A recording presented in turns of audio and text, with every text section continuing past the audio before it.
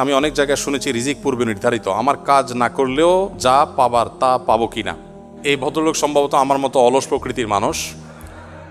তিনি চাচ্ছেন যে আল্লাহ যেহেতু রিজিক নির্ধারিত করে রাখছেন, তাহলে এত কষ্ট করে লাভ কি, শুয়ে থাকি।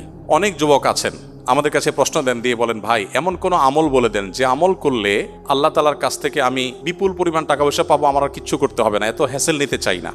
অনেকে একটা নির্দিষ্ট অ্যামাউন্টের কথা বলে দেন যে আল্লাহ তোমার কাছে বেশি চাই না, এই লাখ দশেক টাকা দিলে আমার চলবে, আল্লাহ সুবহানাহু ওয়া তাআলাকে বাজেট ঠিক করে দেয়। এগুলো ভুল। দোয়ার মধ্যে যদি এরকম ভুলভাল দোয়া করি তাহলে তার পরিণতিও খুব ভুলভাল হবে। আপনারা অনেক গল্প ঘটনা এই সংক্রান্ত জানেন, আমি আর সেদিকে যে সময় নষ্ট করতে চাই না। আপনি অলস হয়ে শুয়ে থেকে যদি রিজিক চান তো মনে রাখবেন এটা কোনো মুসলিমের প্রত্যাশা হতে পারে না। আল্লাহ সুবহানাহু ওয়া তাআলা বলেছেন, ফাইদা কুদিয়াতিস সালাহ ফান্তাশিরু ফিল আরদি ওয়াবতাগু মিন ফাদলিল্লাহ।